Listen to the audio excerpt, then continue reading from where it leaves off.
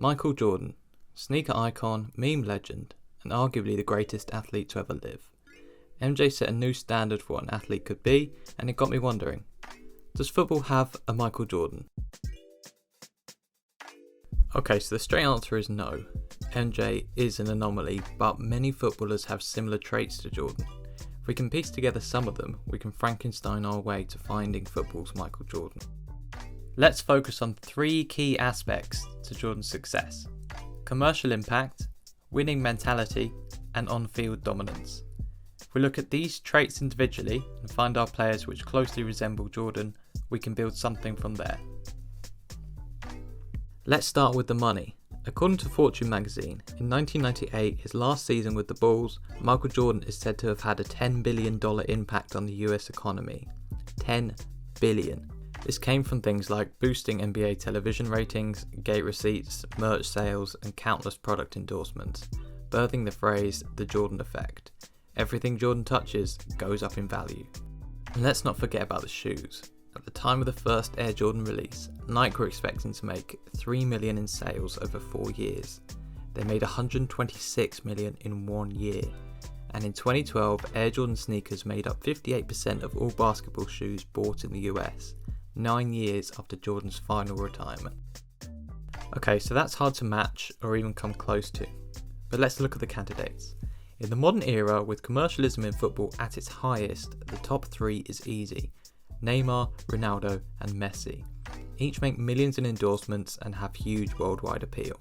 Here are the top 10 highest earning players in world football, along with their endorsement earnings. Together, Ronaldo, Messi, and Neymar earn $102 million a year in endorsements, over $50 million more than the rest of the footballers on this list combined. It's also no surprise that they make up 3 of the top 4 places on Forbes' Athlete Rich list in 2020. But MJ was number 1, so it would have to be Ronaldo, right? I think we're forgetting someone. MJ paved the way for top level athletes to score big shoe and commercial deals and set a new standard. One player who did something similar was David Beckham. David Beckham has a similar Beckham effect. In the early 2000s, Beckham blurred the lines between celebrity and athlete, raking in millions in endorsement deals. When David Beckham retired in 2013, he made $42 million in endorsements that year, and still has plenty of deals on the table with H&M, Pepsi, Hague Whiskey, and is president of a football club, Inter Miami, similar to Jordan, who owns the Charlotte Bobcats. To put this into perspective, in 2013, Ronaldo was 28, had just won the Ballon d'Or, football's top individual prize, and made $21 million in endorsements, half of Beckham's on his retirement from football. So, for the first part of our Frankenstein football Jordan, we are going with golden balls. Next on the list is winning mentality, and Michael Jordan was an elite level competitor and has 6 rings to prove it. He was competitive in everything. He could make up things to motivate himself, and if someone dare say there was anyone better than him, he would go out of his way to make sure they knew who was on top. Here are 2 quotes from former teammate Will Perdue, featured in The Last Dance, that sum up his attitude to the game quite nicely. He knows we would never play cards with him in the back, because it's just too much money. But he would come up to the front and say, "What are you guys doing? Mind if I play?" And I remember John Paxson looking at him and going, "Why in the hell would you want to play with us? We are playing for $1 a hand." And I remember he looked at him and he goes, "Because I want to say I got your money in my pocket."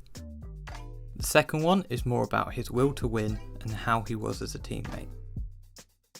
Yeah, let's not get this wrong. He was an arsehole, he was a jerk, he crossed the line numerous times, but as time goes on and you actually think about what he was trying to accomplish, you're like, yeah, he was a hell of a teammate.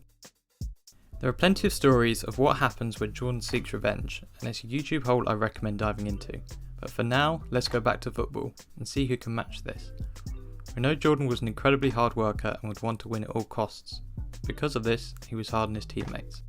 The obvious similarity would be Cristiano Ronaldo, famously known as an exceptionally hard worker. And they do have a lot of similarities. Both are exceptional at their sport, both suffered from the death of their father during their playing career, and both have won countless trophies. And whilst on paper it seems like the obvious choice, I just can't give this one to Ronaldo. He isn't as demanding on his team and he doesn't rule by fear like Michael Jordan did.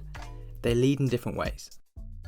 So for me, the closest player to Jordan's fierce winning mentality was Roy Keane. Yes, he wasn't the greatest player of his generation, but the man had the Jordan fear factor. He ruled that Man United dressing room with an iron fist through many trophy-winning seasons, and known for demanding full effort from his teammates, or in his words, "People say I'm hard, I'm Mr. Angry, I'm this, I'm that. I just want to win matches. There's no point going out there and being Mr. Nice Guy. We get 55,000 at Old Trafford, and I don't want fellas going out there and thinking, if we lose, so what?" So for me, that is a no-brainer. The essence of what made Jordan's mentality was his drive to win at all costs. And if he had to drag his teammates up to that standard, he will, with little or no regard if feelings were hurt. Roy Keane definitely fits that mould most aptly when it comes to football. Now let's look at on-field dominance. And this one's tricky when it comes to comparing the two sports. I don't think we can go by titles won, as in basketball, individuals play a bigger role than in football, where it is so much more about the team than individual players. But what we can look at is goal scoring, and more specifically, dominance over other players when it comes to scoring goals or points. Michael Jordan led the NBA in scoring in his 10 full regular seasons and 9 playoffs up until his second retirement in 1998. But let's look at how dominant he was for each of those seasons. Working with points per game for each season against the player who finished second in the scoring table, or first if it wasn't Jordan, and from there we can work out what percentage he outscored them by and get his dominance score. Here is a graph showing Michael Jordan's points per game for each season against the second highest scorer. What is clear here is just how much more of a dominant scorer Jordan was compared to the rest of the league at that time.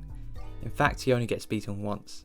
In the 1988 playoffs, when the Bulls went out in the second round to their rivals, the Detroit Pistons. This second graph here shows Jordan's percentage dominance over those 10 seasons, highlighting his consistency as a top scorer. He comes out with an average dominance score of plus 11%, so on average he scores 11% more than the second best scorer in the league each season. Let's look at football. I don't think there'll be any surprises as to who will be compared to Jordan when it comes to scoring goals. Messi and Ronaldo. Both are quite comfortably in a class of their own when it comes to goal scoring. Just to emphasise this point, over the last 10 seasons, Messi has scored 507 goals and Ronaldo 482. In third place is Lewandowski with 347, 135 goals less than Ronaldo and 160 behind Messi. But let's compare them to the same standard we did with Michael Jordan. Here are their goals per 90 minutes compared to the next highest that season, from the 10-11 season to the 19-20 season, and I've replaced the playoffs with the Champions League. Instantly, it's clear to see that the graphs are way more chaotic. Messi had the best goals per 90 minutes in either the La Liga or the Champions League 9 times, and Ronaldo 8 times, compared to Jordan's 19. And it's a similar story for dominance graphs too, with Messi and Ronaldo each having higher peaks than Jordan and lower lows. Ronaldo comes out with the dominance score of minus 9% and Messi minus 4%. But perhaps we are being a bit harsh here. We have two of the greatest scorers in history battling out for dominance in the same league. Maybe it would be fair if we showed them battling, hypothetically of course, against mere mortals only. Here is Messi's dominance without Ronaldo and Ronaldo without Messi, and it makes a huge difference. In the first season, 2011, Ronaldo's dominance score jumps from 27% to 75%, nearly a 50% increase. And in Messi's 2015 season, the jump is from minus 17% to 42%. And their overall dominance score sees a massive increase too, with Ronaldo going from minus 9% to 6% and Messi going from minus 4% to 10%. Huge jumps. So, for on-field dominance, this one goes to Messi. It was close, but goal scoring numbers don't lie. Messi's been the most dominant scorer over the last decade, just pushing out Ronaldo. Really, at this point, we should stop comparing Messi and Ronaldo and enjoy them whilst we have them, but we're creating football's Jordan here. These things have to be done. And there we have our Frankenstein Jordan. David Beckham on the commercial side, Roy Keane with the winning mentality, and Lionel Messi with on-field dominance. And you do have to feel for Ronaldo. He was close in all three categories, and if we had to give the Jordan label to just one player, it'd be hard not to give it to him. But he just wasn't quite there on all three categories. He's not quite Jordan level. But as I said at the start, There's no one quite like Jordan.